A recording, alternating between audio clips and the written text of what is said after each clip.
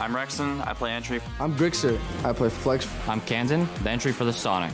I'm Yeti. I play flex, secondary hard breach, roam. I'm Super, the captain in IGL. We are the Soniqs.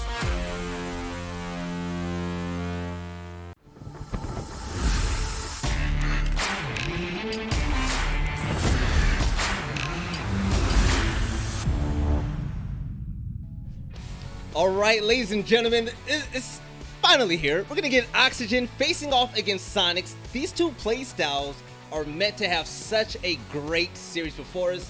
I'm going to be your host, Veli, though, breaking things down with my two analysts, Jesse and Jacob. And Jesse, when it comes to this matchup, man, this is going to be a huge highlight reel, ain't it? Oh, this is going to be so much fun, and I think it's gotten a lot spicier because of Oxygen's recent performance. We saw them yesterday fail in a match against Disrupt Gaming, a game that all three of us expected Oxygen to win because they had been playing so well throughout the entire season. But now coming into that most recent matchup, I think there's some doubts around the players on OXG. Obviously, the young guys on this roster are the defining members. Kino and Yaga have been huge additions to inject new blood into Oxygen, and things were working at the start of the season. Kino was that fragger on hard breach, the fragmite, if you will, and Fox, despite as we learned in that promo, being the caller, still having more of those aggressive roles, playing that sledge and the Maverick at times, and making sure that he's still a part of the gunfights, a part of the push, and able to command the things from the front lines. But what we saw yesterday was a reversal of roles. We saw Kino actually jump onto the sledge, a role that Fox is very used to from previous seasons. Fox jumped onto the ace, and it was a disaster, Veli. Fox couldn't find a kill. He ended up 2-8, and we had more 007 memes to come in twice in a row. Kino played fine, but it felt like, the droning, the calling, the pushing just wasn't really on the same level as what we're used to. So I'm really curious why they choose to switch that up. In my opinion, if something's not broke, you don't want to fix it. And Oxygen, maybe they got to rethink those roles coming into the next game. Now, Jacob, looking at Oxygen and their play style, now that we've seen some change yesterday in the last play day, I mean, going against Soniqs, what's going to be the brightest part of this team? I personally feel like them losing yesterday, by the way, was really important for this roster to grow and succeed, because it has to hit one sooner or later, right? I think it would be a different point if they had lost to a team like TSM or Dark Zero or Space Station, like one of the more characteristically strong teams in the North American League. It wasn't them.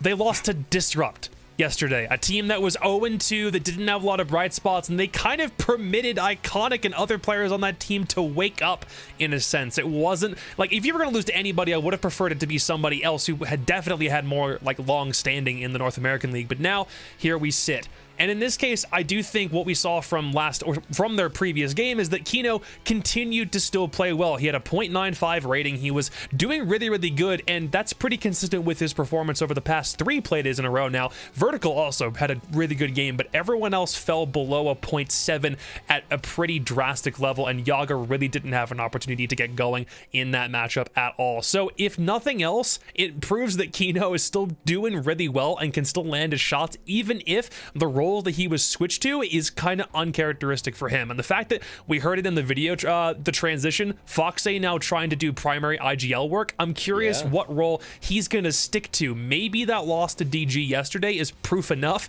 that you can't go with that record on Ace and expect to come out the other side okay. No, not at all. And smack dab on your screen is the 2 rookies on the roster. Rookies to the team and rookies here in our pro league. It's going to be Yaga and Kino, and last play day, Yaga didn't have too much of a good time. Kino still being consistently in the mix, even with the role change. I think it actually benefits him greatly, but when it comes to the entry for Oxygen, I mean, it has to be pretty important, right? Oh, absolutely. I think for every team, the entry is one of the most important things that you can focus on, and that instantly improves your win rate on any given round. Yaga 3-8. I mean, this isn't something that I'm hugely worried about. Yaga's throughout the games we've seen never been a star like, I'm gonna drop 10-2, right? Like, that's not really been his playstyle. I think he's doing a good enough job on the entry. For me, like, it's Oxygen not doing a good enough job of being able to pin down players on their roam and pinning down these roles as well. You saw just there, I'm gonna bring it back up, Kino with his most played operator being Sledge. to reiterate, Fox spent 62% of last stage's rounds on either Sledge or Buck, compared to just 6 rounds on Hard Breach. And we know that that Kino's been a frag player, a Thermite player that is, for the entirety of Challenger League. So I don't know, maybe I'm hammering home a dead point, but You're not. This seems like the biggest issue for me. Yeah, Oxygen, they have a lot of work to do, but still they've shown so much promise here in the NAL. And speaking of promise, a team that kicked things off with all the hype here on the LAN League is going to be the Susquehanna Soniqs. Jacob, the new look of this team, you said last play day, this is what we expected E United to be, and I feel like their potential is even higher now. But we saw their last play day. These guys, they're hungry for a win, and led by Yeti, leading the way with this emotion and big plays coming in from Rexon. You can't forget the clutches from Grixer. I mean, I think they have what it takes to finally hit that slot that Super said that this team could hit last season. Yeah, I really want them to hit that point too. We'll kind of have to just wait and see if they, feel like showing up. Come on, boys. You got a game to play. I don't really know why you're not at the stage. Anyway, I do think Wait, where are they? I just noticed that. Yeah, I'm like, wait, I don't know where those guys are. Joe, can you let the guys out of the limousine and tell them to come play? Thanks for the player cams. Nice. I don't know. Maybe it's Yeti giving him a pep talk in the back, a really, really good long pep talk, and see if they can't show up in a second. But one thing I will, God, this makes every point I want to make really awkward now that they're not here. Okay, so the thing about the E United team from last stage, it was really good, showed a lot of promise from stage 1, and there was a lot of emotion that was on that team already, with plenty of star power and plenty of fragging potential. But the thing to bear in mind, especially about that team, is that there just seemed like there were 1 or 2 puzzle pieces that were kind of a miss. And in this case, you're getting Joe Bro and Super on that squad, both of which are incredibly big brains in North America, and you're combining it with that star power. The thing that I said in the at week 1 is that I was hoping that both of those both one coach and one player with that kind of potential and that kind of, that they've proven themselves at a high level before. Hopefully those are the puzzle pieces that help those other 4 members of EU actually show that they can compete at that high level. And so far, they're 2-1. Yeah. They're in second place in the NAL. They're doing a good job of showcasing what that skill can do when it's paired together with a really big set of brains. And so far, I would hope that this isn't like the high point for their season. I hope that it can continue to get bigger and better from here. But right now, the question remains, are they a better team than OXG, who had such a hot start? That's the biggest question right now. And you know what? We just saw Space Station Gaming in a really close game in overtime. Soniqs actually beat them yesterday, led by Grixer with a 2.0 rating and 13-4 kill death spread.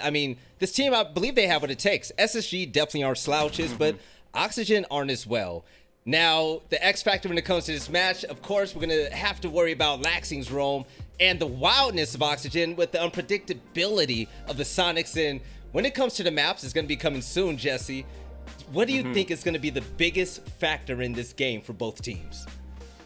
For me, this is a battle of Soniqs defense versus Oxygen's offense. Soniqs right now have the best defense in the entire NAL. They've got a 76% win rate on defense, and they've shown a wide variety of different styles of holds. When they played against Dark Zero in Oregon, they had some really heavy utility anchor strategies where they're down on the bomb site, just waiting for the opponents to come up at them and wasting time like that. Thankfully, they've shown up, which is also a big part of their game. Then when they played against Space Station, they played a lot more loose, right? We saw Yeti going for crazy flanks. We saw Grixer popping off on some of those cache extensions. And so we saw 2 different sides of Soniqs, an aggressive roam-heavy style and a passive, more, hiding behind utility style. And both were really successful with very few flaws. So for Oxygen, they're going to have a tough time overcoming this. But I will say, if anybody can do it, maybe it is OXG, currently the best attacking team in the North American League. With a 56% win rate, they've been doing a good job, in spite of last game, where they did, as far as my memory goes, they went 2 for 6 last game. But the previous matches were just so good on attack that it carries them up to the highest win rate so far. So I want to see that. I want to see if we can finally find some areas of weakness in Soniqs defense, because so far the best teams in NAL, both Dark Zero and Space Station, have struggled in that area. Hey, Jacob, you see the guy on your screen right now is putting in his earpiece, man? Grixer? Jacob. I do. You there? I was waiting to see if you had a longer point off that, but oh well. No, man, I was going to say, Grixer has shown us that he's crazy. He's actually nested this game, and he stands out in a big way. He leads by example, actually, and led the way with that, clutching his SSG. I believe in the very first round yesterday. What makes this man so special? Because he's a star.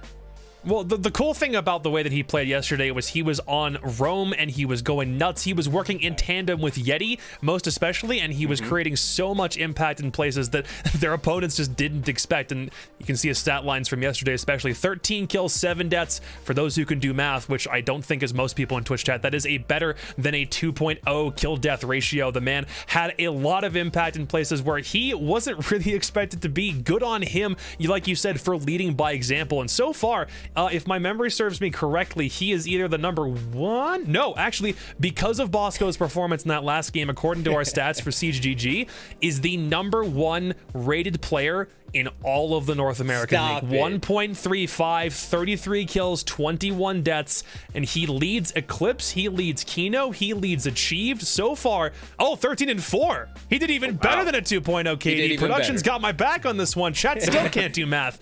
It's but a good thing. Right now, the single-handed best player in the North American League, if only from a stats point of view. Put some respect on this man's name because he absolutely deserves it.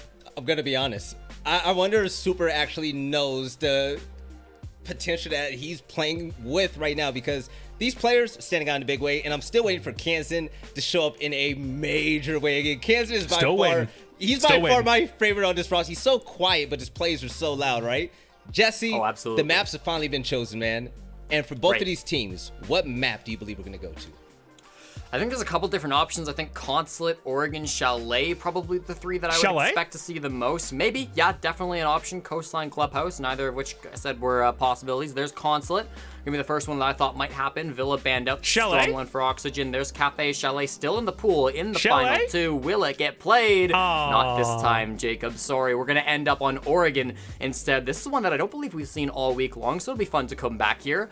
For Oxygen, this is a bad map for them for most of the NAL, but they did end their losing streak with a 7-3 game against Mirage in week 2. So recently, it is a lot better for them. And Soniqs as well. Similar story. It's been a rough map for them in a while. They lost a painfully slow map against Dark Zero in week 2, but you know what, that was a decent showing all around, and the way that I think they held on that map was still pretty impressive. They just need to sort out a couple more of their attacks. So this is a map that I think has looked bad in the past for both teams, but for both squads it's getting better. All right, that's what I like to hear. And because you said it's getting better, you follow these teams a lot. It's time for predictions, Jesse, and it's time for you to finally get ahead of Jacob, man. Who's walking away with the big win for the last series of the day? Is it going to be Soniqs, or, you know, what do you really think, Jesse? Valley, there's some times where you ask me about a game, you ask me if I'm excited for a match, and I say yes, but it's actually a bit of a white lie. I kind of think it's not going to be that great of a game. This is not one of those games. We finished yesterday's show, and I started thinking about this game.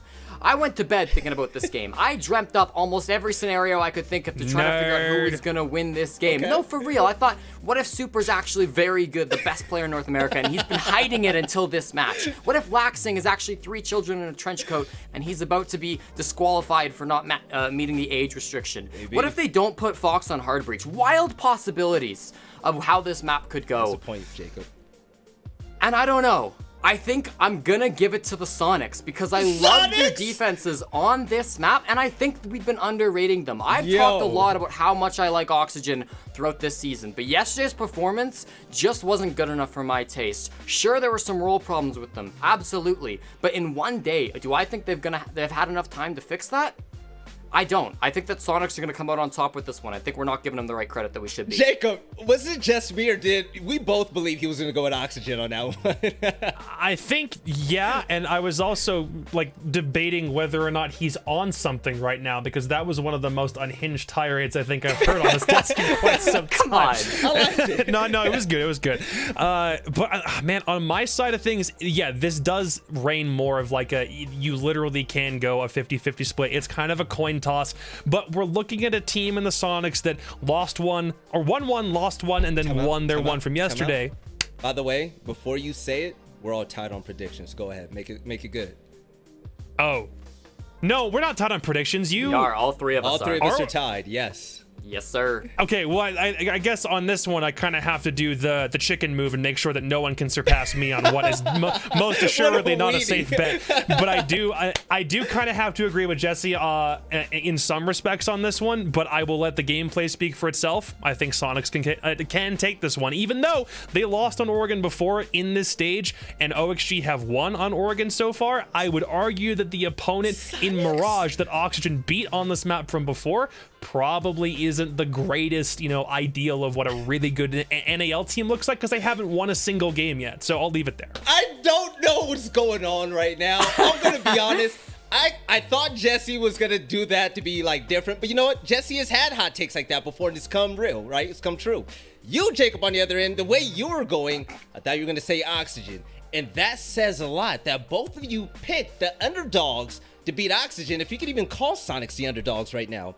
What I'm gonna say is, Oxygen are looking so damn good. This team is coming together so well. Super's done a great job putting this team together. My dog is jumping in the mix. She loves Oxygen as well. I mean, Soniqs as well. But you know what I'm gonna have to rock with, man? I'm not gonna let one bad play day change my mind on who the victor is gonna be. It's gonna be Oxygen, baby. I think that Laxing is a problem on the roam. Fox is gonna come back even better this time, because remember when they got upset by Tempo and he popped off at me for counting him out? I'm not going to do it this time around, but ladies and gentlemen, the last matchup of the day is going to be Oxygen versus Soniqs. Bloom and Stokes, take it away. Thank you very much, Veli, and it is our pleasure once again to bring you the second half of matches for today. Moving into it now, it's going to be OXG going up against the Soniqs on Oregon as we return to almost becoming North America's playground for a lot of these teams. We're back in the best of one system, so we're not seeing it as often anymore, but definitely a map we're seeing a lot of teams trend towards when they have the opportunity to go to it. Stokes, what do you take on this match?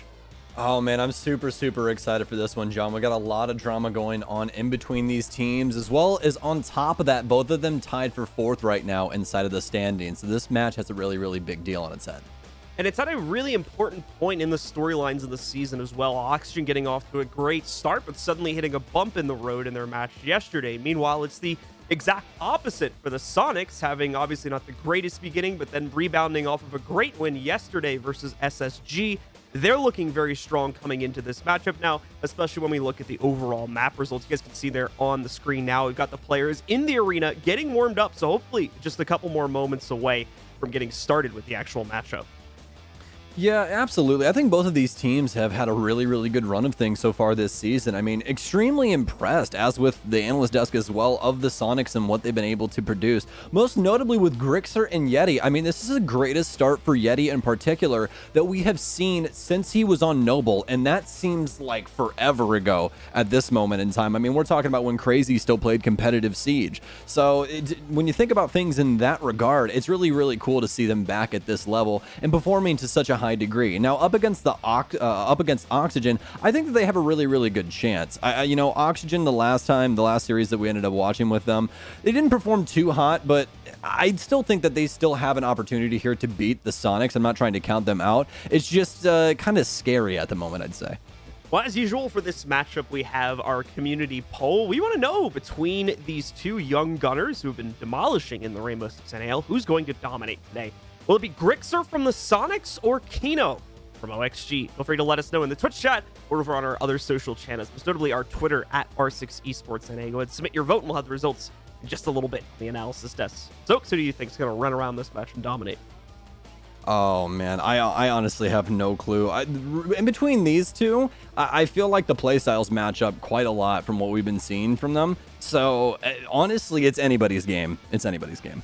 I'd have to go with Grixer personally. This man's rebounding off of a 13-4 performance yesterday, a 2.0 rating on the CGG website stats as well, which is very impressive to say the least from that one. So if he's able to rebound with anything like that performance, that's not even talking about some of the other players on this roster as well. Yeti had a great performance yesterday too. So if we see all that carrying over, it's going to be a lot for OXG to deal with inside of this map, especially considering that we're going on to Oregon, where Oxygen has already been felt out a little bit, it seems like, strategically here. So if the Soniqs have a good read on that one, that could add even more problems to it as we get ready to jump into the map here in our third match of the day.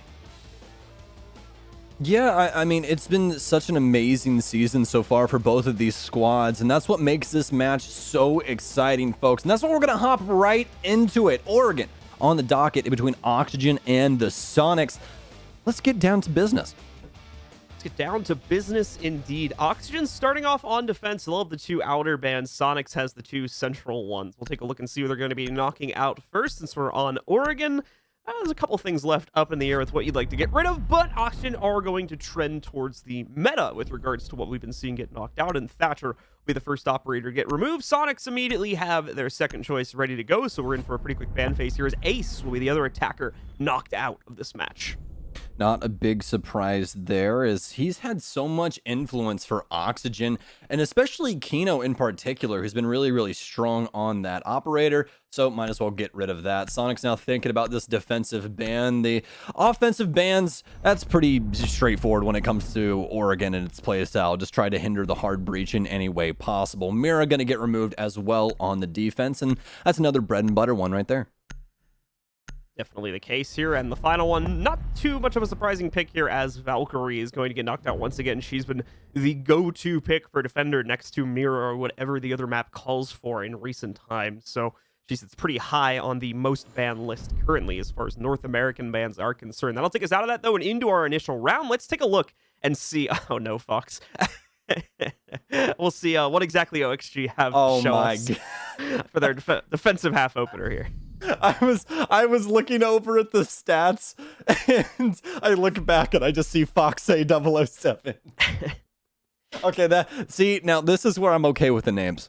This is where I'm completely okay with the name. I can still cast with that. I still know it's you, Fox. So, yeah. I still know it's you. Anyways, Oxygen going to be starting on defense here, and usually that's going to be the favorable side coming into Oregon. Now, for our overtime here, just double checking this really quickly so I give you guys the proper stuff. Yes, it is Soniqs, excuse me, on defense for overtime if we do end up crossing that bridge. Now, for Oxygen, they want to start off strong here because of that. So looking to be dominant from this defensive side.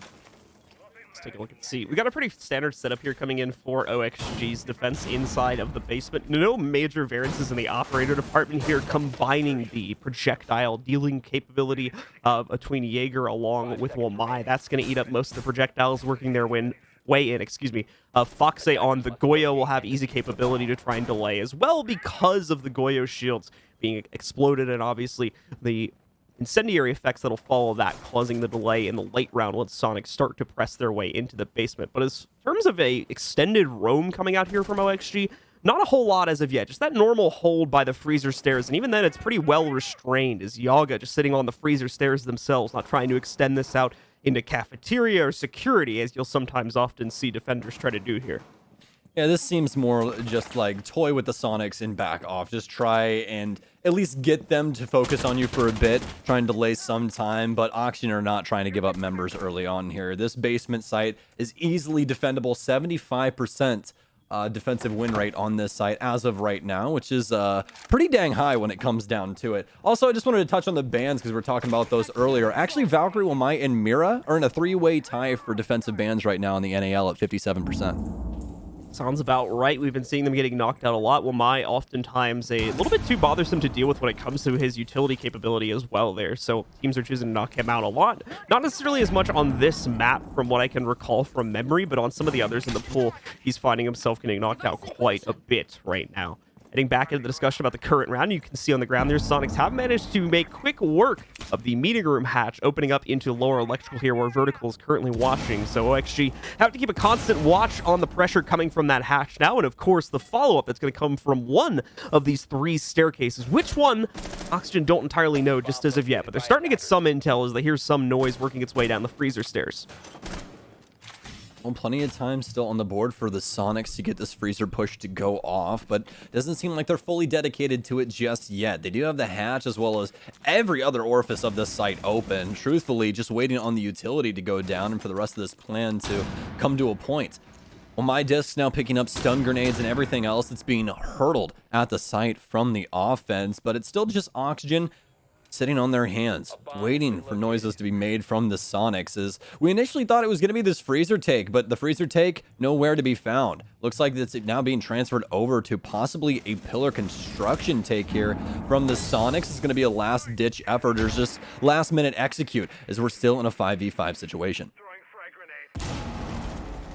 Oxygen continuing to wait down this time and doing a fantastic job of it. I mean, no pressure whatsoever coming in at any point in this round so far from the Sonics. And now they're going to have to make a mad scramble for the site with only 20 seconds left. Super, checking the corner. I don't know if he saw the gun barrel of his opponent on the other side, but either way, Kino is going to start first. Vertical and Foxay follow it up. Everybody on Oxygen is fragging out as Laxing and Vertical. I think almost every single member of Oxygen gets a kill there as they have a flawless round to start things off.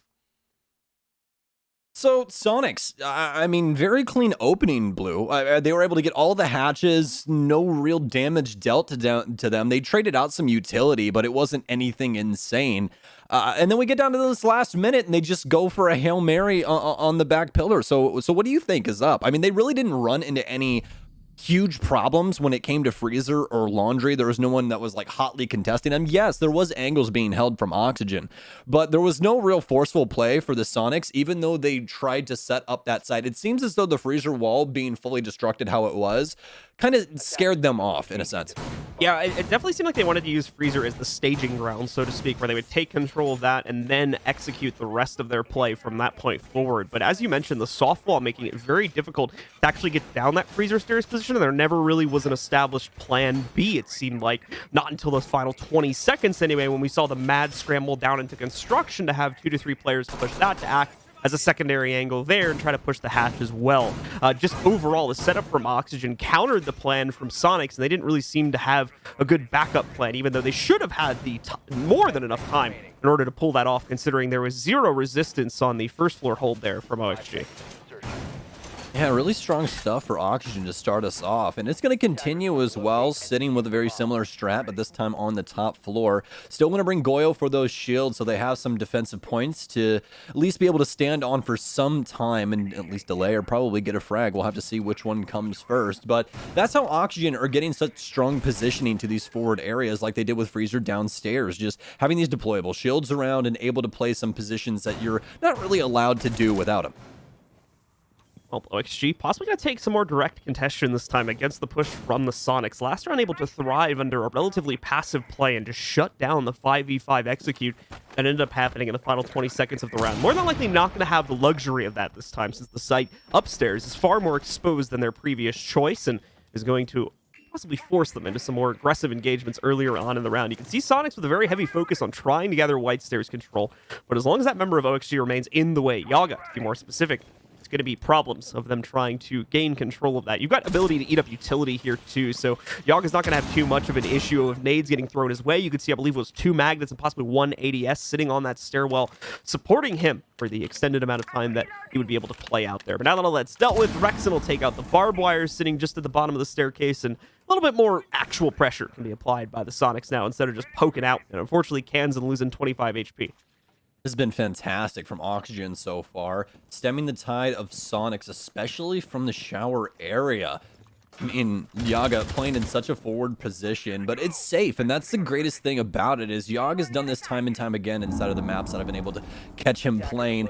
He's very, very good when it comes to playing the most forward safe position there is, whether it be, you know, pre-fire and things like that. He's just very strong when it comes to the information that comes to him at those points. Even like breaking up the breaching charge that Ash was putting down, he heard the other one go off and knew what the next step was for that person, went to pre-fire and try and kill him, but gets a breaching charge instead. It's just stuff like that that makes it difficult for the offense.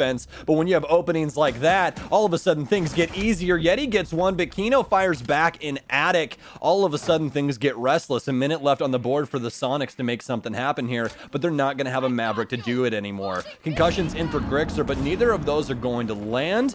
No early blast, but he knows someone's still here. It's Kino, and he's been down. Ready for the second angle. He claims Yaga's life as well. Does the third come through? It does! Oh, it's the train for Grixer. He's looking for the quad, but it's Foxay from White to take down one, but now he's in a 1v3 instead of a 1v4, and that case is going down. Grixer getting so many detached 1v1s there, just thriving upon that. He's able to take down 3 different members of the OXG roster, really spinning this round back on its head. Foxay goes for a bit of a Hail Mary Nitro cell there, assuming that a player would be in a standard post-plant position, but doesn't happen to be the case. And now he'll lose a big chunk of health as he tries to retake top White control. So far, not able to justify the swing outside. If he goes too far left, there's a player deep in kids that'll pick him. If he takes the fight here, unfortunately, he's going to go down to Grixer, who gets a massive round. That's a quad overall on the inside, responding to the great round defense that was just won by OXG in the previous round. Grixer steps it up and brings a massive performance to the table here on round 2 to immediately answer back. Huge round there for the Sonics, and it was so close going down to that last minute until we saw that beautiful play from Grixer inside of Attic. But it was more of a mistake from Oxygen than it was Grixer being amazing. Not taking anything away from Grixer.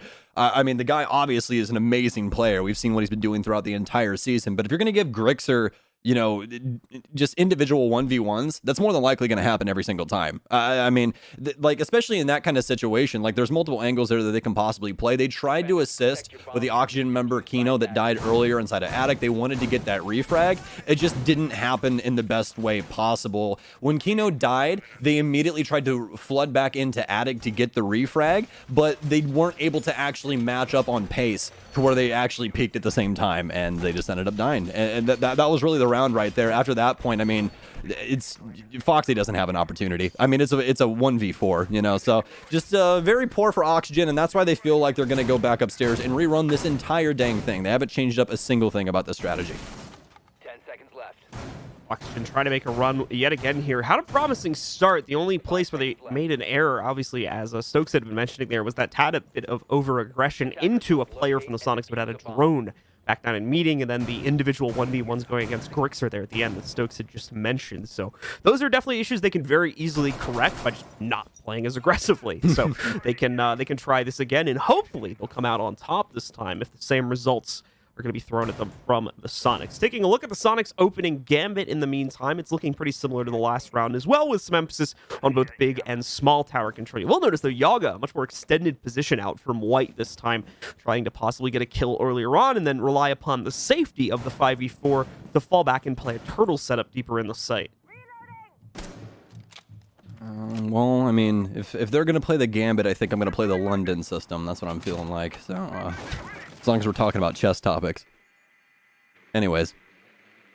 Oxygen, still just waiting. I mean, like, the early round here so far from the Sonics in both of these rounds has just been very paced information game. They don't want to try and give up too much. They know that Oxygen wants to play aggressive and try and catch them off guard, and they've done a bang-up job of keeping them from doing that. Now, when it comes to this round in particular, I think the Sonics are going to just stick to the game plan. It's starting to work already. It's only round 3 right now, and to have such a big crack show like what was shown in the last round, I mean, if Oxygen can't fix that, then there's going to be a lot of problems that they're going to run into. The Sonics still simply grabbing some information and working their way around the map. We do have an update on Super situation on what's going on with his hard breach now, though. As we get upstairs, he's actually on big window, trying to get the wall open as of the moment, but there's mute jammers on that, so seems like they won't be able to handle that just yet.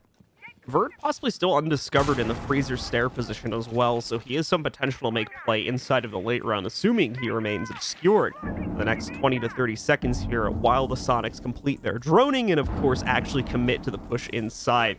Yeti with a couple frag grenades to chuck out there and some big damage, too. Absolutely destroys Kino's health pool as he falls back there. I believe it may have detonated a Goyo shield and nearly killed him from that as well, as he takes even more on the way back. Foxay nearly losing a battle as well, now down at sub 25. So overall, OXG, a lot of problems controlling the attic as two separate players are pushed from that position, and it's opened up for the Sonics to potentially take the site with.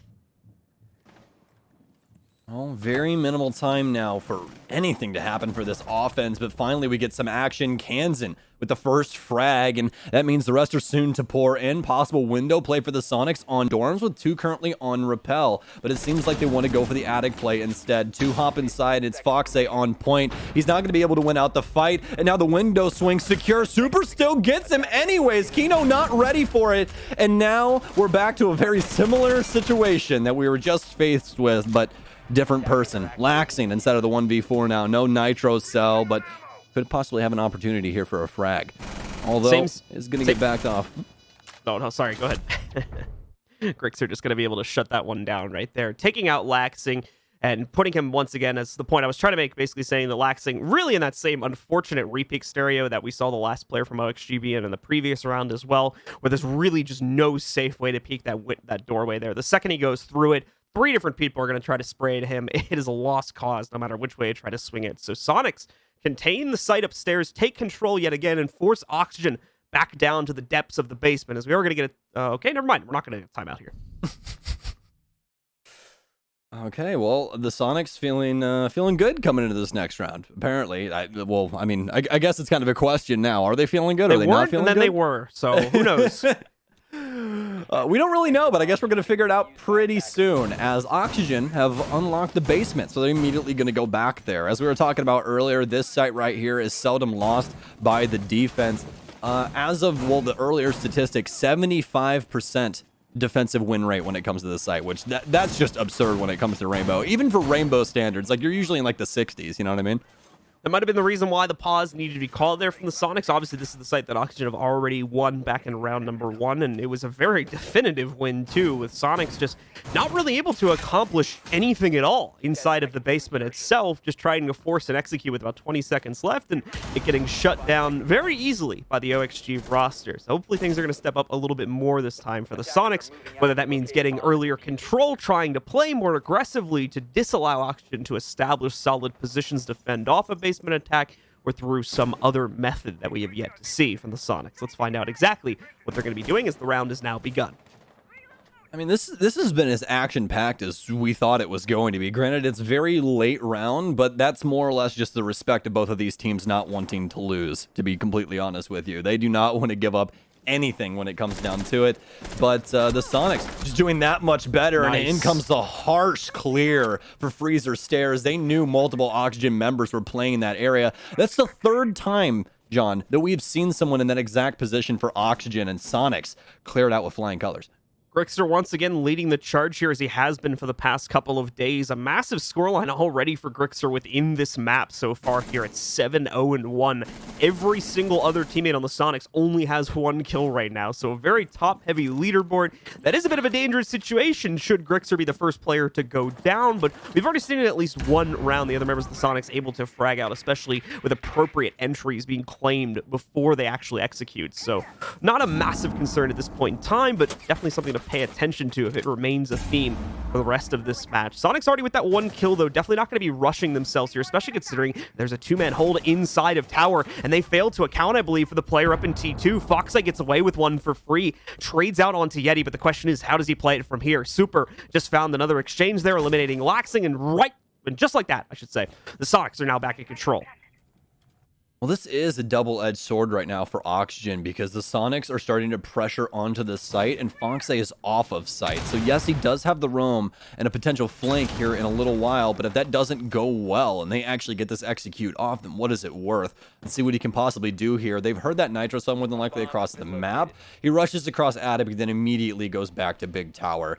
Wants to try and find a way safely out of here. We'll see if he's able to do so, but he's actually done very, very well at delaying this timer. Yeah. Look at this. The Sonics completely distracted as they've now confronted themselves with Big Tower.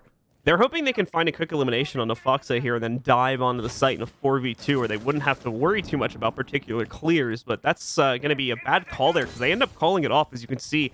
Couple other players moving away from that second floor assault and quickly getting into position to move into the basement as they're once again going to be faced with that issue of only having 30 to 20 seconds here to fully move on to the site. So they'll be limited in a similar fashion to how they were back on round number 1. The difference is they've got a 4v3 advantage. Where is Foxay going to come in all this, though? Is he still upstairs? Kino and Foxay immediately making impact here. Vertical with the lineup for 2. Can only translate for 1, but Kino comes in on the assist and Oxygen secure their 4th.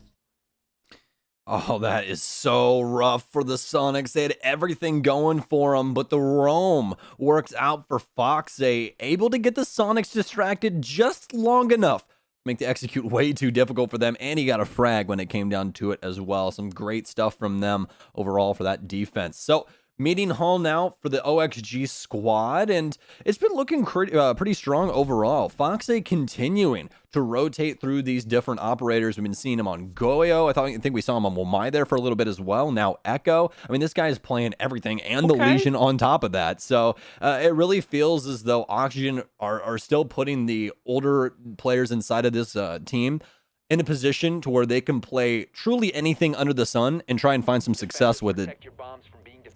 Legion going to be an interesting pick here for Foxay. For anybody who has not seen him played in pro player, hasn't seen him recently, that's because he got a pretty big nerf. I think it was over a year ago now that he was hit with that, and immediately dropped him for most teams' pick rates pretty much instantaneously. But we've been seeing him poke back in every now and again. he's still got pretty good roaming capabilities, especially if you're within distance to still play off of the audio cues from his goo mines. So that on top of him getting the 1.5 times sight, seemingly making his gun that much better, I think has activated him for a couple of players once again, as well as Foxy is going to be picking him up here today. Yeah, Legion, an operator that has went through some changes, like you were talking about in history, and I think that the one thing about his kit that has always been the biggest deal is that he really is just a nuisance, and he's really good at being that. Exactly. I mean, like, whenever you step on one of those goon mines, it's just such a long-term effect, and it does so many different things to where you don't have as the full control of your kit like you want, that you either have to go through the animation or it's going to put you into a very bad state. So we'll see if anybody possibly gets caught up in that web. But as of now, we're out into the field. 30 seconds off the board. Soniqs out and about. Let's see what they can do with this drone game. As we've been talking about for most of this offense, it's been quite slow, all except for round 4, where we saw Grixer with a nice frag early inside of the 2-minute mark. But doesn't seem like they'll have the opportunity here just yet. Possible chance with Vertical, though, upstairs inside of Trophy. He peers back and forth. He knows he's got some contacts inside of Master, but he's not going to get too forward with it. Much rather wine and dine and take his time, if you know what I mean. Some Nitro cells are going to go down as well for the defense, but all of this just not hitting its mark. Vertical trying to still look for any capabilities to engage aggressively against his opponents while he continues to hold upstairs inside of Kids, but will play it carefully, not so aggressively as to potentially give his life away to his opponents here, as they still are looking to bait out time more than player count, more than anything here. That's the important factor of this upstairs hold. They're not the crew that's necessarily meant to destroy the entire attacking roster. They're simply here to waste time and, more importantly, try to escape to the actual site hold while still staying alive, or at least get a 1-for-1 in the process here.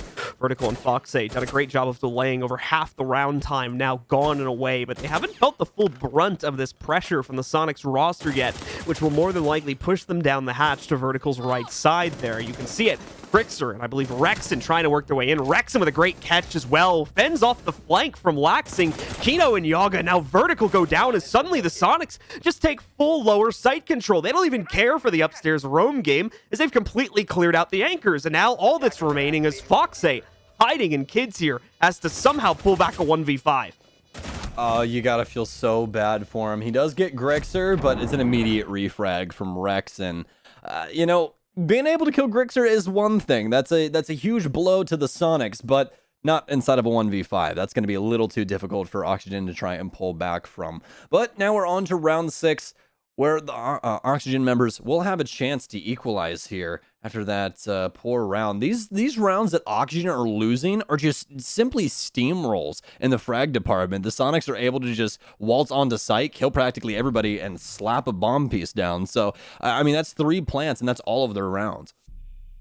Some solid results coming out for the Soniqs in general. Yeti being the big player for me in the midst of that round. We didn't get to see exactly how the site take transpired since it happened kind of suddenly, but from what we could see on the kill feed there, Yeti picking up the 2 big frags downstairs that opened up the possibility for the rest of their team to flood in and really make the 2 players on upstairs row a bit of a moot point getting into that position on the round there, just considering they were so outnumbered and overwhelmed that their positions kind of came back to bite them because they still had the pressure from other members of the Soniqs coming in from the area that we're looking at now by Billiards, as well as the outer larger dorms room just next to Kids there too. So just way too many problems being built up way too quick off of those entries from Yeti. Good stuff from him to really seal the deal for the Soniqs inside of that 5th round, and now they've got a chance to get a really solid half going here at 4-2. They've already won this site 2 times in a row as well.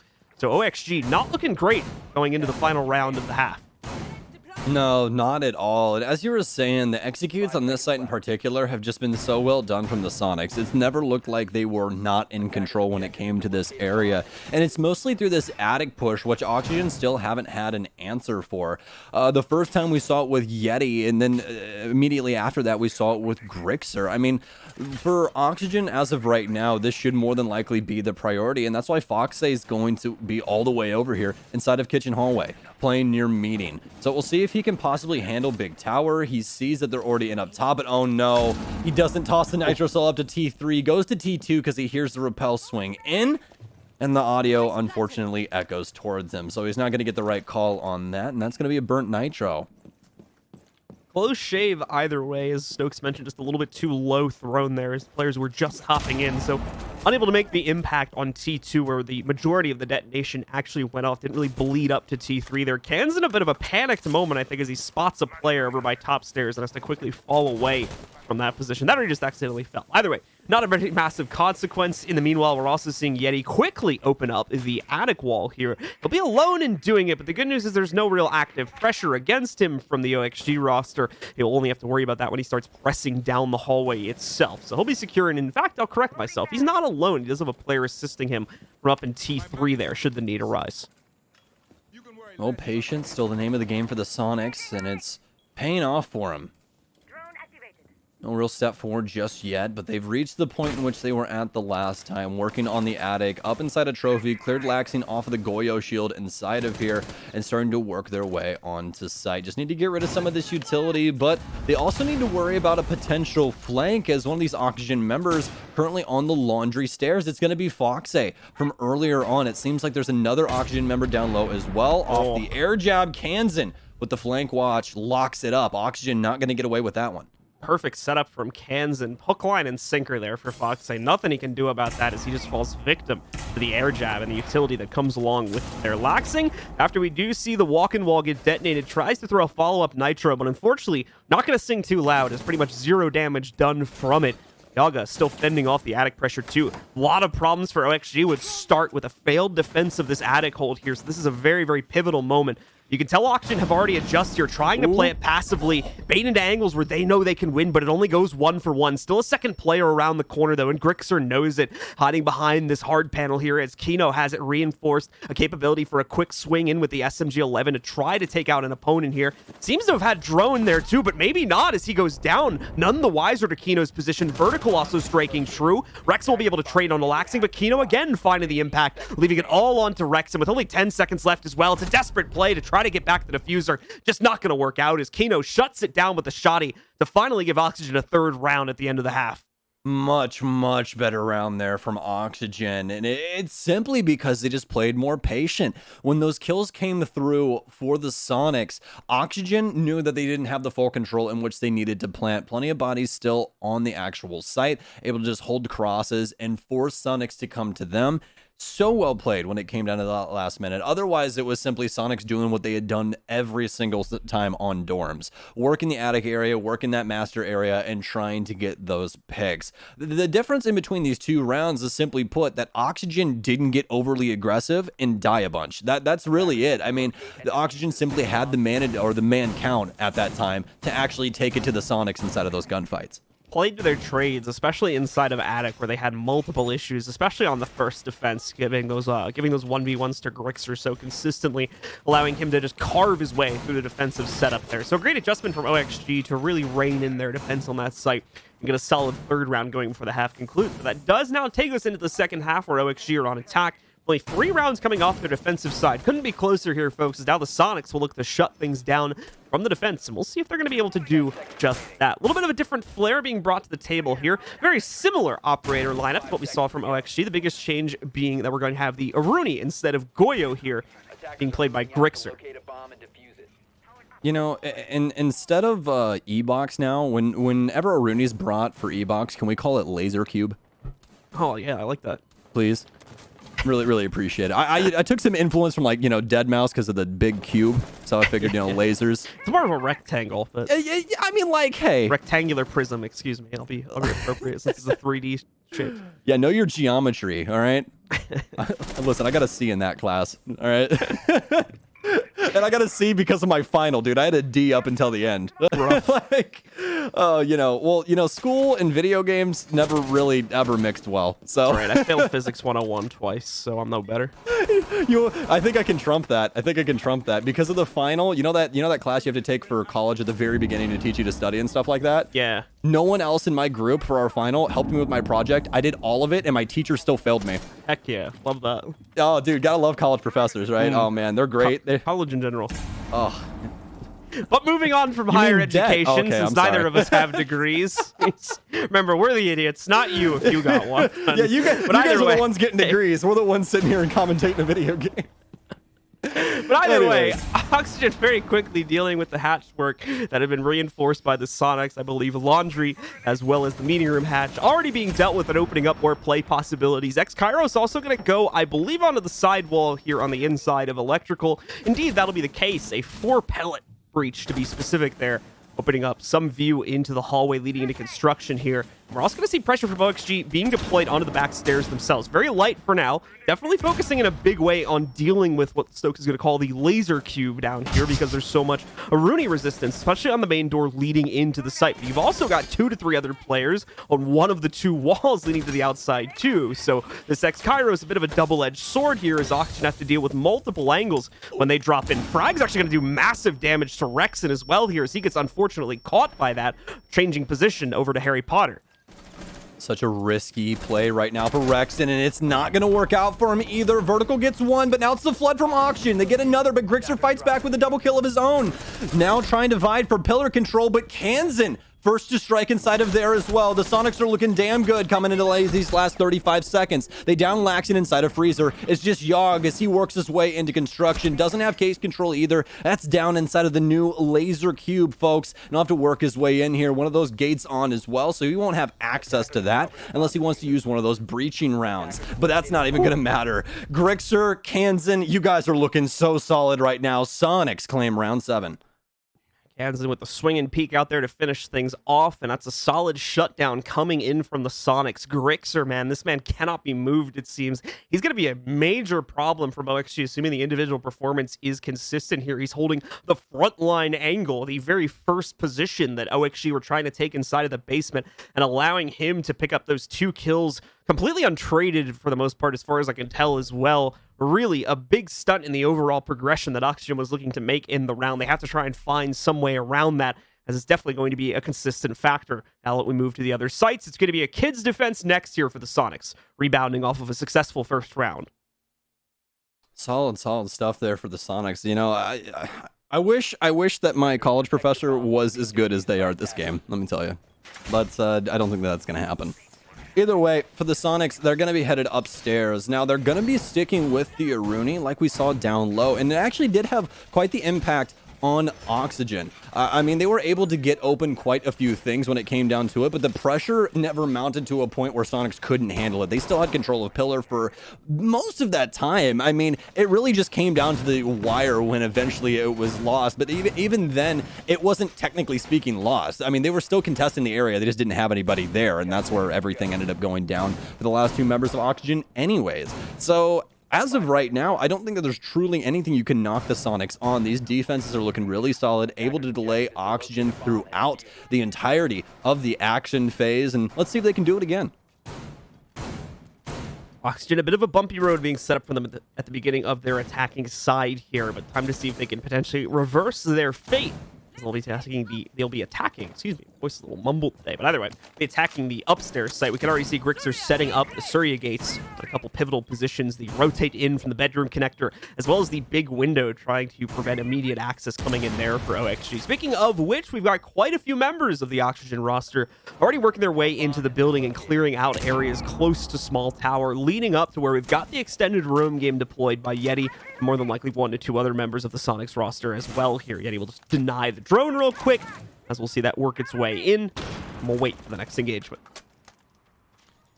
It's been a big thing that we've been seeing from a lot of Yana players recently as well, is using her to get rid of those laser gates. And it's such a smart idea. I mean, you know, an infinite utility that's able to disable those laser gates for, I believe, 30 seconds. That's just such a long period of time. Granted, obviously they're indestructible, but what can you possibly do about that? At least now you have access to the room that you didn't necessarily have the chance to get into before. Yeti's going to be able to reset that now, though, so might have to go for that once again if they do want to clear out down low, but the Oxygen really hasn't shown too much of this hand just yet. Still simply setting up on the Small Tower side of things and giving up some bodies as well, as Rexon simply just standing inside of Z and takes down 1 in Shower Hall.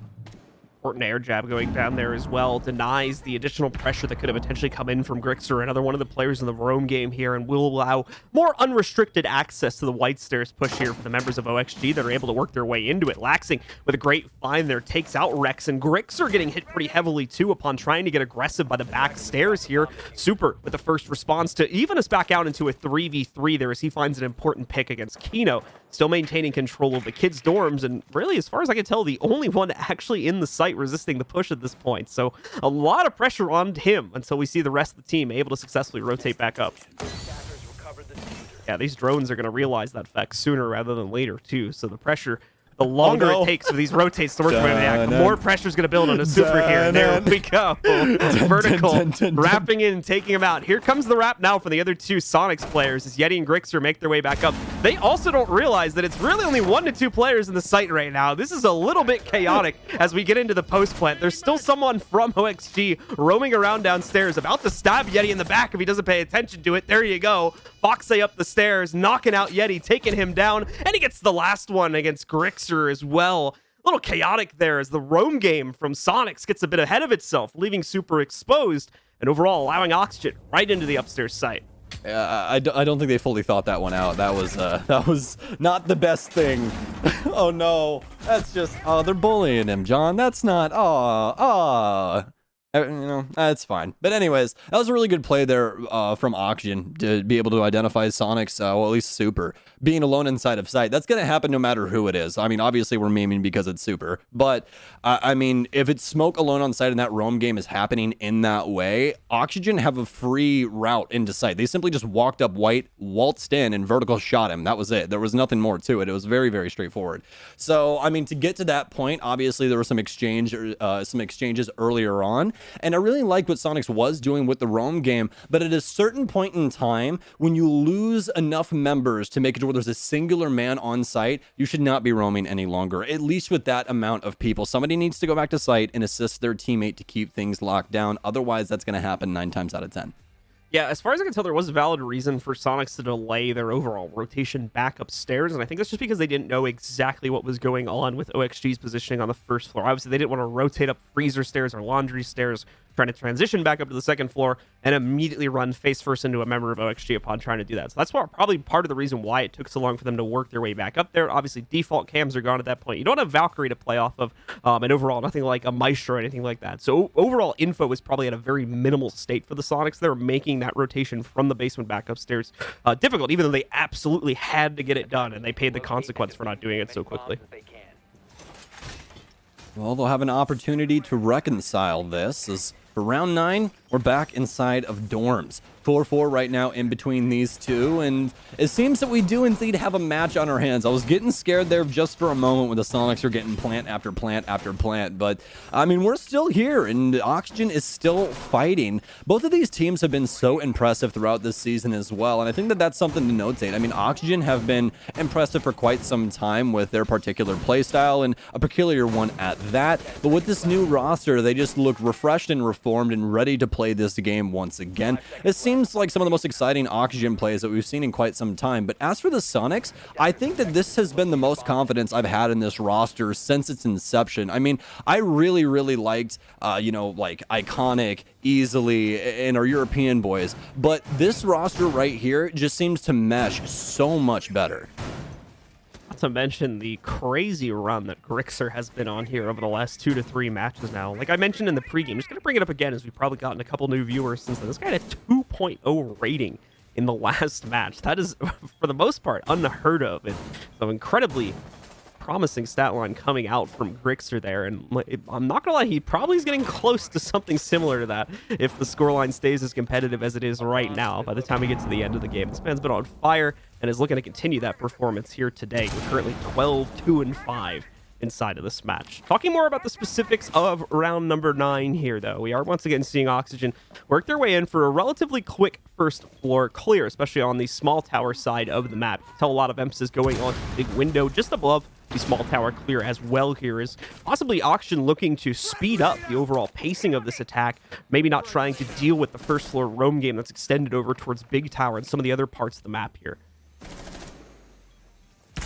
We'll see if that'll cause any delay to Oxygen, but as of right now, it seems to be absolutely none. No way you can stop this train, as Oxygen are working on completely different parts of the map as to what Sonics thought was going to go on. It's currently Master as well as Big Window, so no presence over towards Attic or even Kitchen for the time being. Do have some drones over here now, though, and a possible rotation in to deal with Yeti, but we'll see if they even spot him first. He's able to get rid of one drone, and seems like he's just going to bide his time down low for a possible flank later on. For Oxygen, they're setting up for the execute, currently with Kino inside of Master, as well as one in tow inside of Trophy, setting up over on the Big Window as well. Tagged up onto Kino now, and that's where the case control is as well, so we're looking to him to plant inside of this last minute.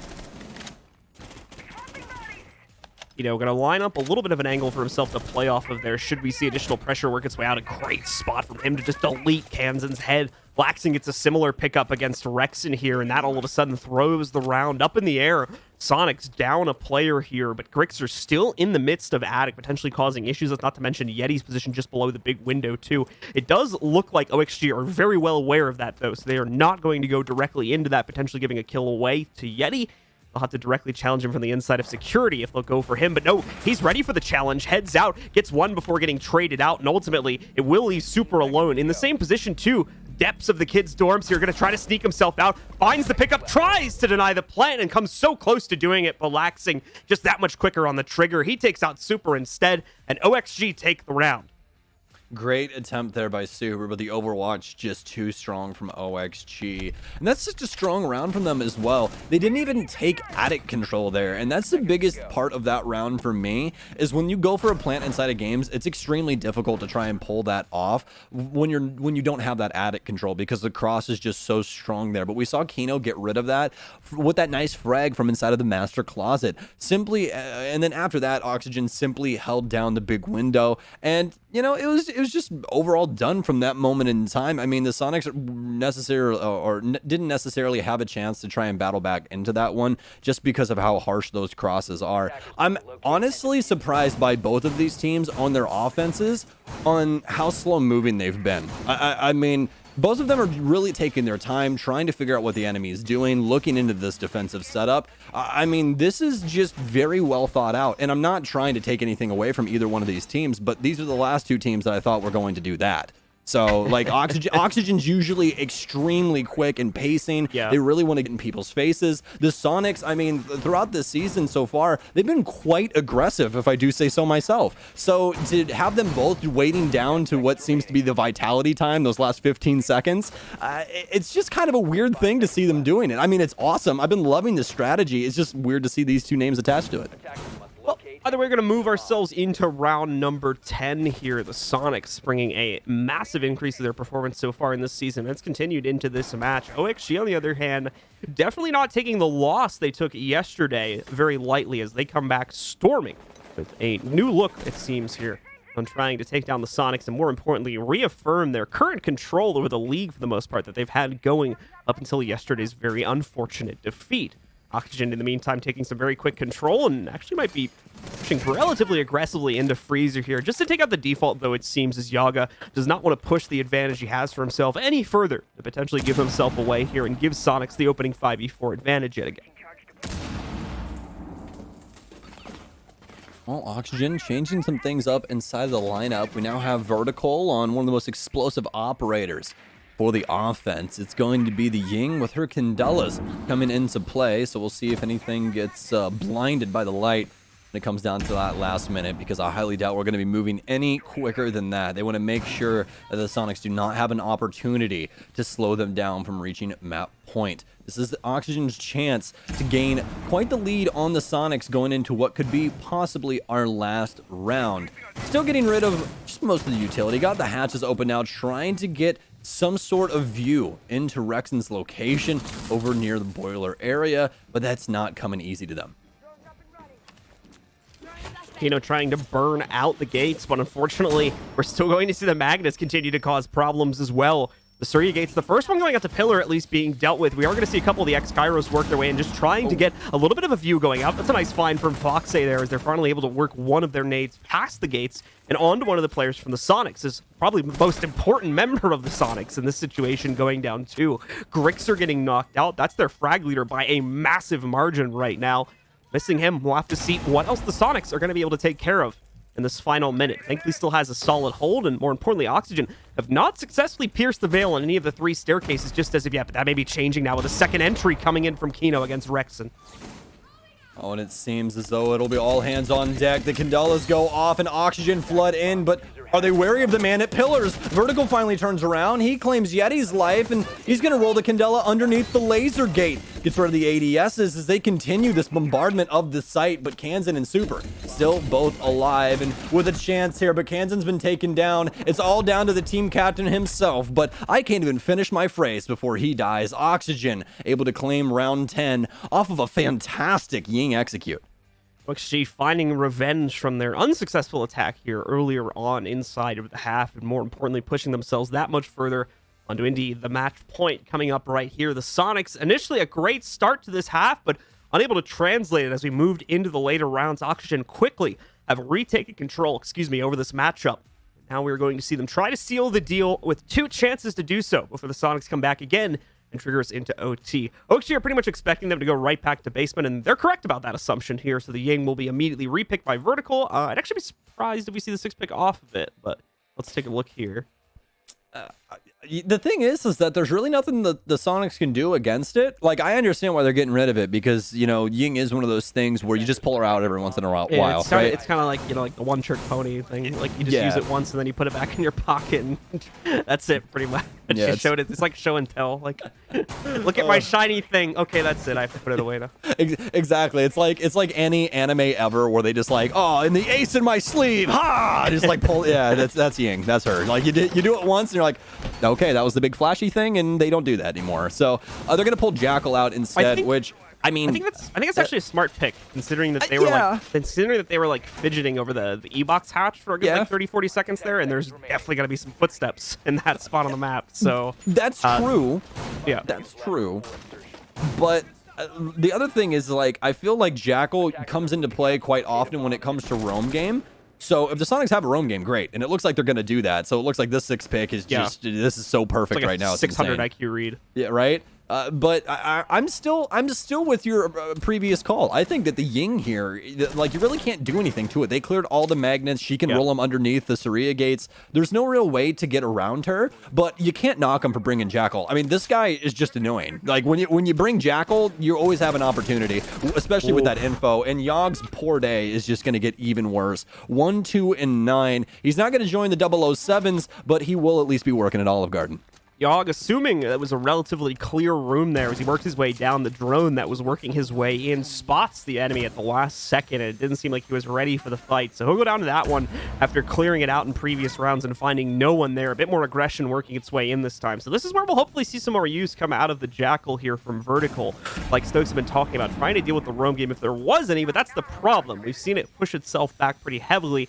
If there was any players exposed out a few seconds ago, they've more than likely started or have already rotated their way back down to the basement. So limited use for Vertical from this point forward. Like I said, more than likely gonna be used to try and figure out the positions of the players hiding around E-box to hopefully eliminate them a little bit quicker, but no more roam game to deal with. Yeah, and that's the troublesome thing about Jackal is you might have just every foot inside of the entire game, but you don't know truthfully who you're tracking until you track them. So it might be Smoke sitting inside of a closet or something like that, and it just gets real difficult at that point. Can't you technically be like 8 billion IQ and recognize the foot patterns because there's like 4 or 5 different ones? There is, but they're off of the weight of the operator from armor, if you didn't know.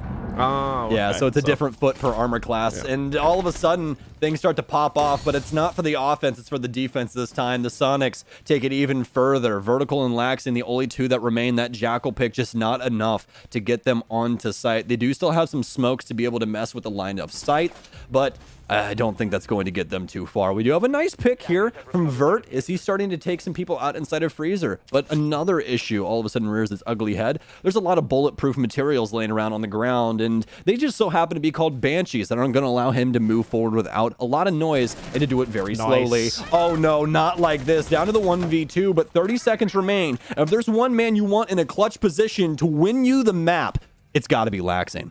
Super limited crossfire there for OXG's 2 remaining players to play off of, but thankfully their patience, it pays off in a huge dividend. Soniqs try to push out, try to get more aggressive, and more importantly, try to play for info there and end up giving themselves away 2 times to the members of OXG. Thankfully, that'll end up mattering for naught, as Kansan is still able to shut down Laxing, avoiding the end of the game, and more importantly, putting the Soniqs within just 1 round's reach of OT versus their current opponents.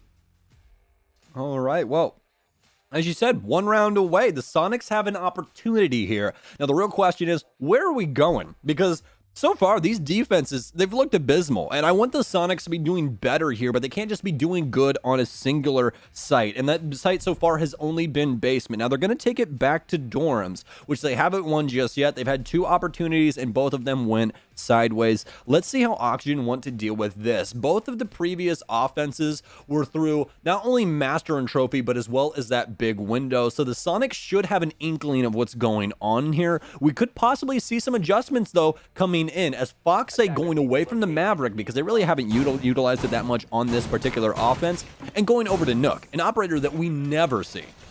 Now, the Nook selection is going to be pretty interesting, specifically because we're moving away from Maverick, and specifically because we're going on to the site where you most notably see Maverick get used to clear out those attic positions. Now, it is possible, of course, the X-Kairos can still get the job done, and looking at the defenders, there's nothing they can do to stop the X-Kairos, not immediately anyway here, assuming they reinforce both walls, which they're going to do. So this swap-off isn't going to immediately remove their capability to take attic, quite the contrary. In fact, Kino should have no problem opening that up to a small degree, and possibly having extra to deal with the walk-in as well here. So we'll see what Fox is able to work for himself here. Kind of been on fire so far in this game, competing with some of the best on his team right now, so I'm curious to see what he's going to be able to pull off on the Nook. Yeah, I feel like Yaga and Foxay switched accounts. I don't really know what happened. I mean, Yaga earlier in the season was playing so well, and right now he just can't find his footing. But we all have those days, and oh man, there is no way that Foxay changes his name to Foxay 007. This guy's playing Nook, and not only that, but he's double punching and sneaking in the basement. This guy is sneaking in the basement. All he needs to now is to put on like a suit and try to pretend to be a bartender or something. Like, wait, this is Oregon, right? Maybe he just needs to start, like, he needs to put on like a biker jacket or something. Like, yeah. Just sneaking his way in. We need like some sound effects for this, man. I feel like we need the background soundtrack right now. Oh, I'm sure that the Face It editors will do us justice if this goes well. We need some like GoldenEye music right now or something, you know, throw us back a little bit here. Oh man. Oh, now all I want is to play N64 GoldenEye with you and the other commentators. We need to get that going, Kicks. You heard me. You heard me. Anyways, we'll talk about that later on. We got some important business to attend to, and it's not just the Nook in the basement, but it's actually all the scary stuff going on inside of the attic. And it's not actually the attic, it's inside of Master. That was a big, elaborate lie to make it sound cool. Master currently an objective for Oxygen, but it's not working out too well. The only thing that is working out well, though, is that Foxay assumingly gets some damage on one of the Soniqs members as they cross the threshold in between attic as well as the dorms area, and he downs Kansan. Kansan now down to only 20 HP. But they still have a lot of time to go, and this means the Soniqs can fight back, and Yeti stepping up to the plate to swing hard into Kino.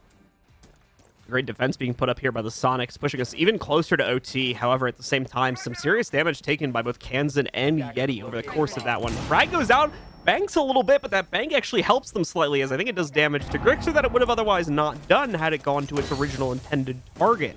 Probably going to end up being the last one they have, though, as they did have 2 characters with frag grenades trying to throw the artillery at them from down below. Unfortunately, it's failed to make impact, and they are now out of that, only with 3 flashes remaining there on Laxing. 50 seconds left to make the play as well here.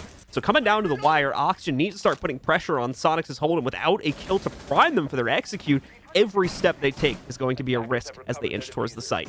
However, thankfully, it's a risk that they take and succeed upon, as Yaga is going to be able to get himself a kill here against Yeti to start off the push. Well, I assumed every move they made that the Soniqs would be watching them, but that didn't happen either. So 25 seconds remain now for Oxygen to try and force their will onto this site. Still spread out evenly across the map. Worried about white dorms as well as Trophy. First leadoff pick is going to be a really big deal here, and it's for Kansan. They're worried about someone at the back of dorms. They get one. Still have Grixer inside of the actual bedroom, though, as Kansan prone claims yet another life. It's down to Laxing, and he doesn't have enough time to do it. Oh, no. The Soniqs make it through. Round 12 in the bag, and overtime secured. A win by running away. Not something you get to say very often, but indeed the Soniqs get it this time away as their Malusi drops down the hatch and, more importantly, out of the crosshair of the last remaining OXG player's sidearm there, taking away the capability to win inside of regulation and thrusting us into OT here now. 3 more rounds to decide the true winner of this series. That also means that the losing team is now guaranteed at least 1 point for this match. The winner as well will be unable to gain full points for it. They'll only get 2 for the win now. Yeah, and we've already had 1 OT game today, and every time one of these happens, folks, just remember, this makes it to where our standings for the overall league get tighter and tighter. Those big games where they're actually able to win out inside of regulation, 3 points is a very, very big deal in the long run. So to only have 2 and giving up that singular point because of OT could come back to bite them in the end. But nevertheless, it's still those extra points needed to propel themselves forward inside of these standings. Now, just to update you guys, it probably trickled in during this match. For Oxygen and Soniqs, they're both actually tied for 4th inside of the standings right now. So whoever wins this is top 4 inside of NA. All right, so once again, a lot of big things in the line for this specific matchup here, pushing ourselves into a pivotal point of the season until we've moved into the super weeks now. So the matches are only going to continue to get more and more intense from this point forward here. OXG versus the Soniqs, going the full distance into OT. And now we have to see who can close out as Oxygen will continue their attack here. Soniqs will get 1 more round on the defense as we start out with the same sides here. And OXG as well, already putting some pressure into small tower. A few more players were likely going to work their way around to the big tower push. So a pretty standard opener from the attackers here in the first round of OT. This is what we're pretty much used to from Oxygen for their pushes onto Oregon. This freezer clear working their way downstairs. Good intel for Yogg as well, but not too much going on just yet. Soniqs gonna turtle up, don't want to give away too many bodies, and you can't exactly blame them. Although Oxygen are prepared for the execute. We have vertical back on the Ying, which we saw be extremely potent just a few rounds ago, as Oxygen simply walked onto site with all those flashes going off, and we'll see if they can make this happen once again. Now, for the defense, they actually have quite a bit of utility to prevent this from happening, whether it be Wamai discs, ADSs, or a Saria gate. We'll have to see, but we'll have to see if Oxygen are actually able to burn through all of that. That's a big question for me moving into these last couple of minutes. But still, for Oxygen, it's going to be what we expected, just them simply getting some hatches open and no real action happening from the defense. Soniqs trying to take some aggressive positions, most notably on the back and freezer stairs, as well as watching those laundry steps too, trying to punish any sort of aggressive push forward here from the OXG roster whatsoever. And at the same time, as we take a look at OXG's actual position upstairs, we're back to the old standard when it comes to this round here, or at least the old focus, I guess you could say here. It's going to be that box inside of electrical that so many attacking teams have to spend so much time clearing out. A little bit of a different flair this time coming in from OXG. They've got a 2-man push working their way in from construction, where I think traditionally we've seen most of this pressure come from the back stairs spot. So hoping to change up their fate, hoping to change up the strategy, and hopefully changing up their speed with which they can work their way into this site. Well, finally down into the last minute, and nobody trying to get too aggressive on anything as of right now. I mean, we do have Oxygen moving for Pillar. We're going to have Soniqs back off of Elbow as utility starts to get cleared. Rexon actually going to stay inside of Boiler as E-Box is obliterated by the Soniqs. It's more like a kill box as bloodshed goes everywhere. A wide swing from the Jaeger. It's Rexon, and as beautiful as always with those shots, Yogg and Fox both fall to the same man as it's once again down to Laxing, and these overtime rounds are not coming easy. Soniqs with a flawless. A convincing round and a passionate one there from Yeti, it seems, as he really lets it out at the end of that round there. The Soniqs pushing themselves one step closer and now only 1 round away from closing out this matchup. And indeed, taking the position of their opponents currently inside of the division, surpassing them and pushing the Soniqs into the top 3. Pause looks like it's going to come out here. From which team, I'm not entirely sure, but there we go. I know now. It's Oxygen's time out, as they're going to use an OT here to figure out what exactly went wrong in that round, what needs to be corrected on the follow-up after this one, but arguably much more importantly, what the heck do we do for this round? Yeah, I mean that's the thing, right? Like you can think long term and go, okay, how do we win this game? But you have this round right now that is a must win for OXG to stay in this. There's only 3 rounds inside of overtime, so if they lose this, the Sonics are going to take this one 8-6. But I think it's a good time for a timeout. I honestly wish it was a little bit earlier on what is inside of regulation, just because I feel like Oxygen could have seen this one coming, right? They get 3 rounds in a row, and as soon as the Sonics won that basement round inside of round 11, I would have been great time to call that timeout and see if they can possibly win it out inside of regulation. But I mean, that's in the past and we can't have any effect on that. And it's much better to use it than lose it, right? Like if this went all the way through, everyone would just question them why wasn't the timeout called? So for Oxygen, much better to do it now than never. And they're going to head towards the basement. And this is looking to be the exact same lineup they ran the last time. Still going to have the Aruni in play, Wilma, Jaeger, Smoke, and Malusi. But we are going to have the 6th pick come in here. No more laser gates. It's down to the explosive shields. Yeah, OXG staying consistent with the meta that we've been seeing over the past couple of months. They seem to be more solidified on that old style of setup compared to the new one, which does bring in Aruni and her laser gates to the table in comparison to the Goyo shield. So I'll stick with the old standard. Soniqs obviously bringing the Ying in for those that didn't manage to catch that. So we'll also see a similar flare that we saw on Oxygen's own attacking side back in the previous half here. Yeti, of course, picking that one up, looking to try and seal the deal on the second overtime round. I don't imagine why the setup would be anything away from standard here for OXG as well. So expect more of the same for what you've already seen in these previous defensive setups. Yeah, they're not doing anything too crazy. I think the only thing that we can really point out inside of the setup that people don't really do is the right-hand side freezer panel there that they have shot out. Usually that one's slapped together and they just play the angle for that now right-hand side panel that faces towards the lockers.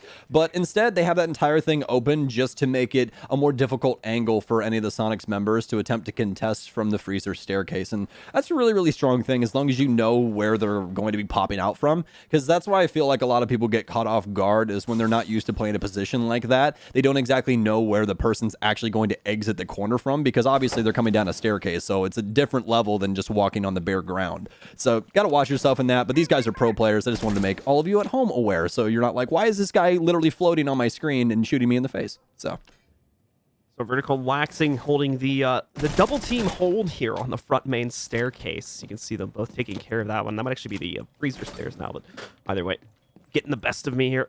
No, excuse me, it is the front laundry stairs. But either way, fending off the pressure from the Sonics, or what would normally be the pressure from the Sonics. However, there's not a whole lot of that right now. It seems they're all focused on the drone game, trying to find players like Vertical, but instead Vertical finds Grixer, taking him out of the picture, putting it down to a 5v4. Now, Grixer's not in the clear just as of yet here. He will have to fall back or potentially take another fight. Both Yeti and Rexon about to swing into his position. Initially, Vertical doing well, but he's got to deal with 2 different angles now. Players spamming him through soft panels. Yeti being the one to solidify the trade and bring us back down into a 4v4.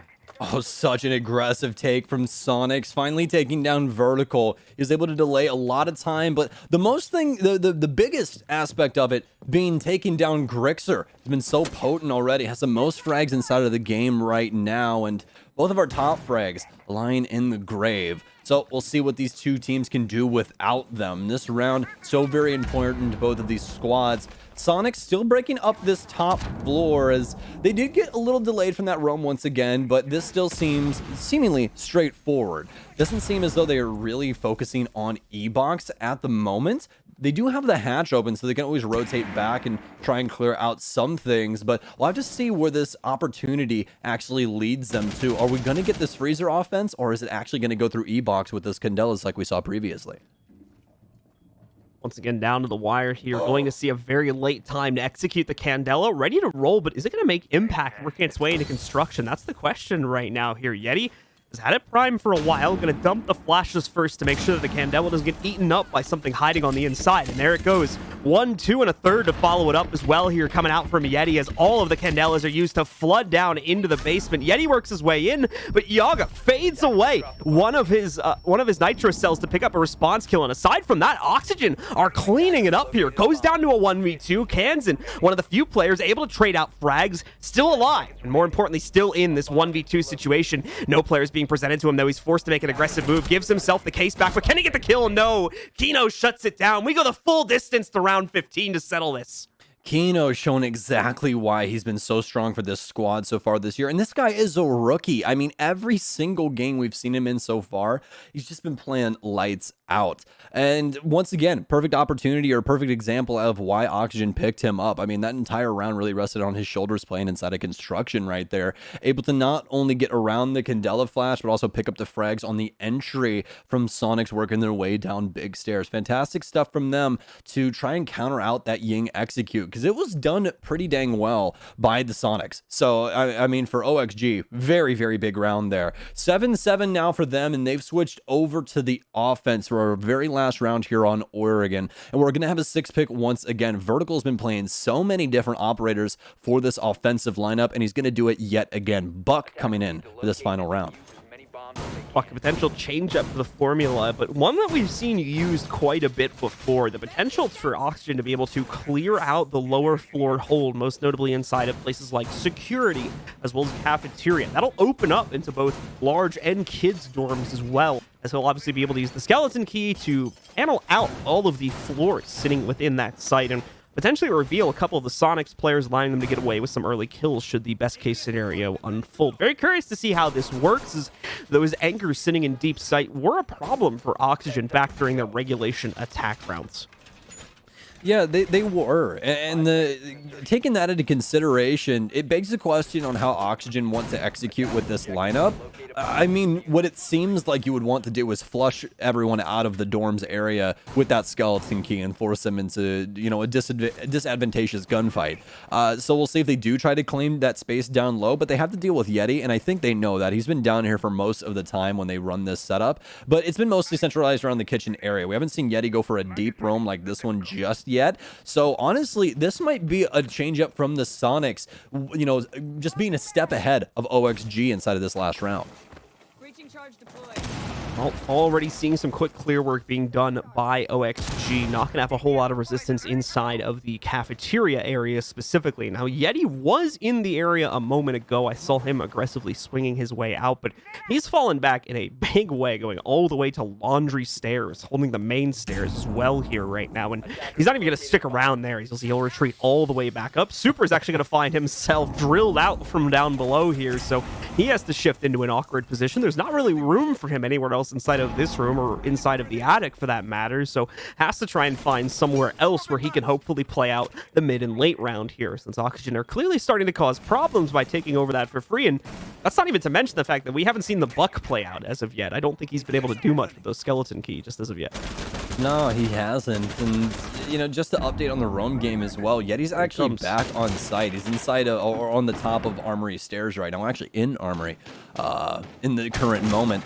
So that means that the Soniqs are simply battening down the hatches and waiting for the move from OXG. Vertical's worked his way into kitchen as they've finally cleared out the area after popping that hatch, and trying to make it where the Soniqs can't play this space. Looks to be a plant inside of the white bunks area. We can possibly get that to go off. Already using a lot of utility from the defensive end. Super popping his initial smoke going into this last minute as Oxygen continue to dwindle down this defense. Hansen with the drop down to the basement to try to make the runaround here, as Yeti continues to try and do the same between the second and first floors here. So far, a solid hold from the Soniqs, but all of that extra effort being put in by the Buck to be able to panel out the floors on the inside of kids has certainly made things awkward at the minimum here for the Soniqs trying to play out the late round. Coming down to 30 seconds, however, all of that work being done by the Buck has yet to actually yield results aside moving players into different positions. They have no kills to play off of. That may be changing soon. Grixer just going into a down state. Super, however, able to immediately trade that back. And even worse, Grixer's back from the dead. Kansan's found a second pickup against Oxygen. Now a third with Grixer reigniting. It's all going the wrong way here for OXG. Not a single kill going into their court. Yeti downed again, but it doesn't matter. It's a flawless round from the Soniqs as they take control, they take the map, they take the win, and more importantly, they take third place in the NAL for the foreseeable future. Wow, what a game from the Soniqs, closing it out in excellent fashion upstairs on dorms. I thought that was going to go a lot better for Oxygen, given the consideration of the buck, but they just weren't able to find anyone upstairs. Even Grixer, he was downed, but they just couldn't finish out the kill. Oxygen tried to go towards the gunfights, and that also just ruins their day. A really hard-fought match from them as well. 3 separate members of OXG inside a double-digit kills. Yeah, Grixer, I mean, having himself a heck of a game once again, definitely continuing that incredibly impressive performance that we had seen utilized already in yesterday's game, and coming in for a little bit from earlier in the season too. So it's still earning himself that, I think, like highest, has the highest stats in the division, whatever it was the analyst desk talked about earlier. Definitely still going to be holding that title after a match performance like that. Kansan also having a really impressive show, in my opinion, as well, when it came to things like the mid-round trades, being able to keep their team in the action and, more importantly, ahead in the action so that they could close out those rounds. May not sound like super important kills because they happen really quickly and you usually don't see a lot of them, but they're the rock in the mid-round to make sure a team stays ahead when they already have the advantage coming off of the entries there. Oh, absolutely. You know, and not only the mid-round engagements, but how late some of the initial engagements went as well was just... I mean, I was very impressed. I mean, neither one of these teams wanted to give the other a single inch, and it made for a fantastic map. I really, really hope that we get to see it again sometime. But, you know, as for that, I mean, I think that the Soniqs are looking extremely strong. I'm going to say it again, John. I think that this is the best Soniqs that we've seen. All right, well, game 2 is wrapped, or game 3, excuse me, is wrapped up. Game 4 is coming up right around the corner, but before we get to that, we're going to take a short break and come back with Veli, the analyst, to break down the match we